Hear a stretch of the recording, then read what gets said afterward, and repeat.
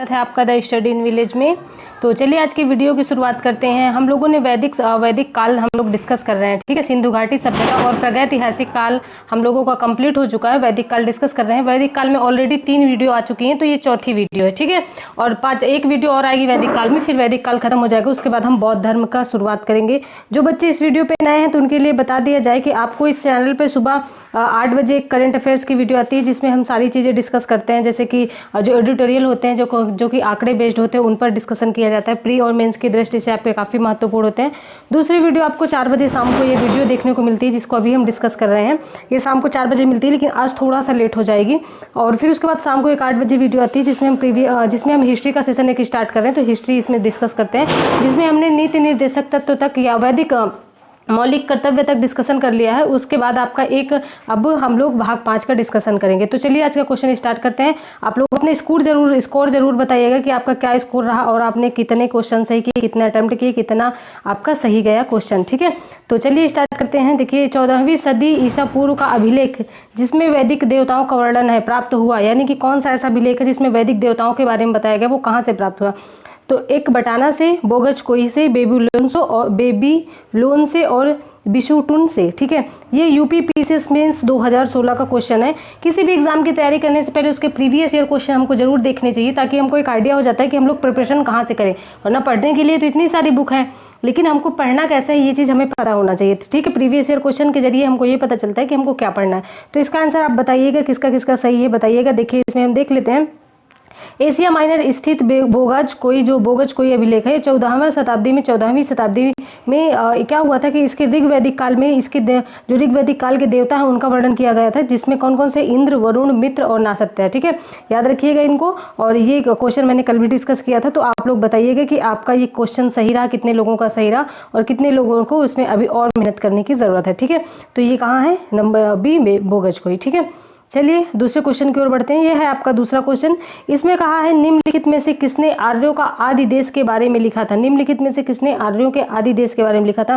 Shankaracharya, Annie Besant, Vivekananda, बाल गंगाधर तिलक। ये UP PCS pre 1996 यानी कि 1996 का क्वेश्चन है। तो इसका आंसर आप बताइएगा किन किन लोगों का सही है। देखिए यहाँ पे बताया गया है कि बाल गंगाधर तिलक ने लिखा था, आर्यों के आदि देश के बारे में बताया था कि ये आदि देश यहाँ है। तिलक ने यह मत व्यक्त किया था कि आर्यों का आदि देश उत्तरी ध्रुव पर, ठीक है। किंतु ये तिलक का यह मत इतिहासकारों ने नहीं माना है। और ये क्वेश्चन पूछा गया है कि आज जो बाल गंगाधर तिलक ने, उन्होंने कहा था कि जो आर्य आए थे हमारे यहाँ उत्तरी ध्रुव से आए थे, ठीक है। लेकिन जो इतिहासकार थे उन्होंने इसके बाल गंगाधर तिलक के मत को नहीं माना। तो आप लोग बताइएगा कि कितने लोगों का ये आंसर सही है। ऐसे ही क्वेश्चन आपके एग्जाम में बनते हैं। अब मान लीजिए यूपी पीसीएस में पूछ लिया, ये बीपीएससी में पूछ सकता है, एमपी पीसीएस में पूछ सकता है, या यूपी पीसीएस में फिर दोबारा पूछ सकता है। तो आपका क्वेश्चन बहुत रिपीट होते हैं, ठीक है। चलिए किसका किसका सही है बताइएगा जरूर। कमेंट बॉक्स में अपना स्कोर जरूर लिखिएगा, इससे आपको पता चलेगा, मतलब लोगों को फेस करने की ताकत आपके अंदर आ जाएगी। शतपथ ब्राह्मण में उल्लिखित राजा विदेह माधव से संबंधित ऋषि थे, यानी कि शतपथ ब्राह्मण में एक राजा है जिनका उल्लेख किया गया है, उनका नाम है विदेह, मतलब विदेह के राजा माधव हैं। तो उनके समय पर कौन से ऋषि थे, वो किस ऋषि से संबंधित थे, ये क्वेश्चन पूछा गया है। तो बताइएगा ऋषि भारद्वाज, ऋषि वशिष्ठ, ऋषि विश्वामित्र और ऋषि गौतम राहुगढ़। तो ये यूपी लोअर सब प्री 2015 का क्वेश्चन है। इसका आंसर आप लोग दीजिएगा किन किन लोगों का सही है।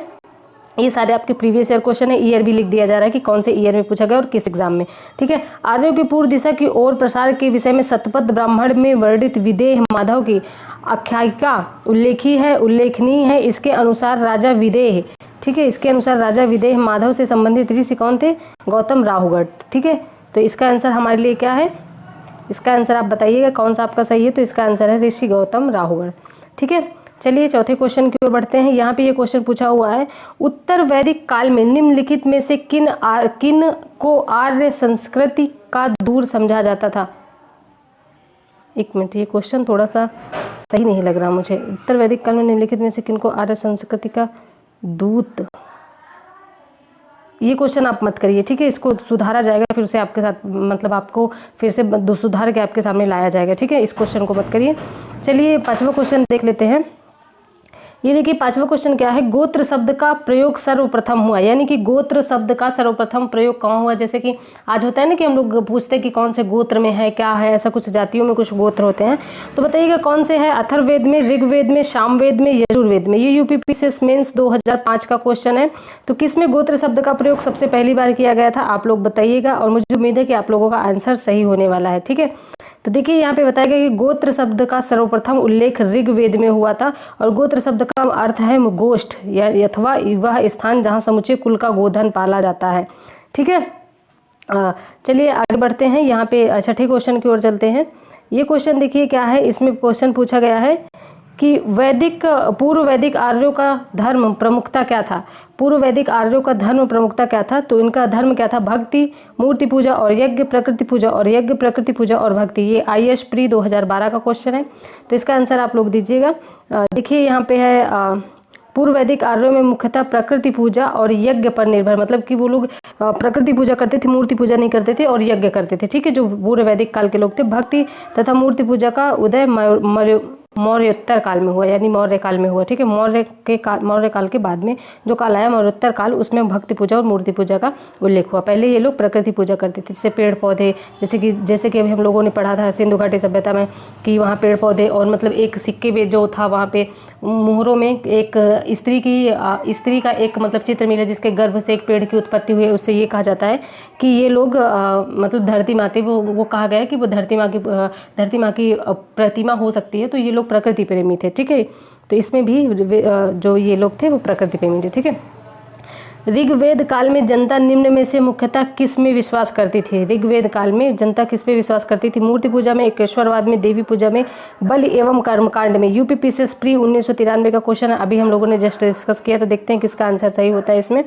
इसमें पूछा गया ऋग्वैदिक काल में लोग प्रकृति की शक्तियों, वैदिक देवता और देवियों की प्रार्थना, यज्ञ जिसमें बलि और कुछ कर्मकांड नहीं थे में विश्वास करते थे। ठीक है, तो इसका आंसर क्या है, बताइएगा इसका आंसर क्या है। तो यहाँ पे मूर्ति पूजा नहीं है, एकेश्वरवाद भी नहीं, देवी पूजा भी नहीं, बलि एवं कर्मकांड है। ठीक है, तो आंसर हमारा है डी।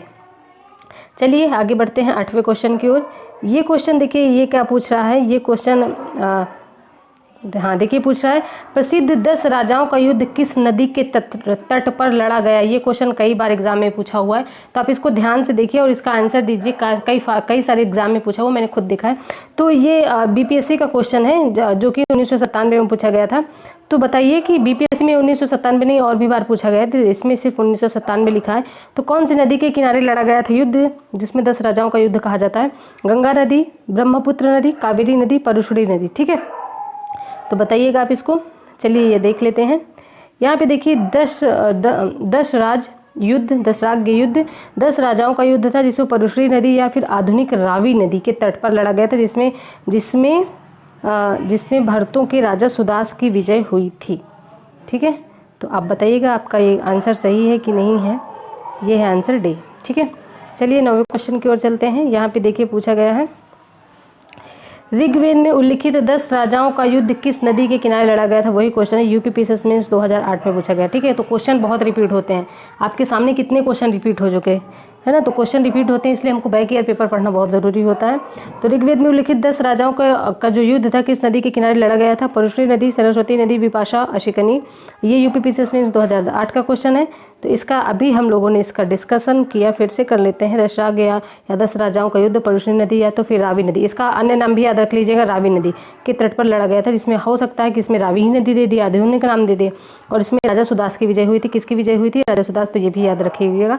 चलिए लास्ट क्वेश्चन की ओर चलते हैं। आज का ये लास्ट क्वेश्चन है और आप लोगों का स्कोर क्या है ये जरूर बताइएगा। ये है आपका क्वेश्चन, निम्नलिखित में से किस नदी को ऋग्वेद में माते तमा, देवी तमा एवं नदी तमा संबोधित किया गया है। कौन सी नदी को माते तमा, देवी तमा और नदी तमा कहा गया था, किसमें, ऋग्वेद में। तो बताइएगा, सिंधु को, सरस्वती को, वितस्ता को, यमुना को। ये यूपीपीसीएस मेंस 2008 का क्वेश्चन है। आप लोग इसका आंसर दे सकते हैं, मतलब आप दे सकते नहीं, आपको आंसर देना है।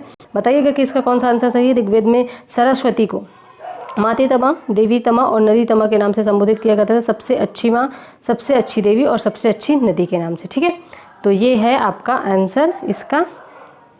बी। ठीक है, किन किन लोगों का सही है बताइएगा।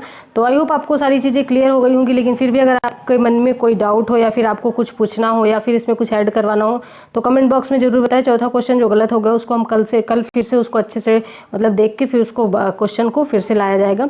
तो बताइएगा कैसा लगा आपको ये सेशन, कैसा लगता है, फीडबैक दे सकते हैं, लाइक डिसलाइक करके फीडबैक आप बता सकते हैं। इससे क्या होता है कि हमको एक आइडिया हो जाता है कि कैसे आपको मतलब क्या चाहिए, आपको पसंद आ रही हैं चीज़ें कि नहीं आ रही हैं। अगर डिसलाइक कर रहे हैं तो ये भी लिख दें कि आपको क्या इसमें चाहिए। ठीक है, तो चलिए आई होप आपको सारी चीज़ें समझ में आई होंगी। स्टडी कंटिन्यू करिएगा, ठीक है, और सारी वीडियो रेगुलर देखते रहिए, आपको फ़ायदा बहुत होने वाला है इस चीज़ मतलब का आपको फ़ायदा दिख ही रहा होगा कि आपको ये सारी चीज़ें पसंद आ रही हैं कि नहीं। तो चलिए ठीक है, स्टडी कंटिन्यू करिए, अपने और अपने परिवार का ध्यान रखिए, अपनी हेल्थ का ध्यान रखिए। मिलते हैं नेक्स्ट वीडियो में, धन्यवाद।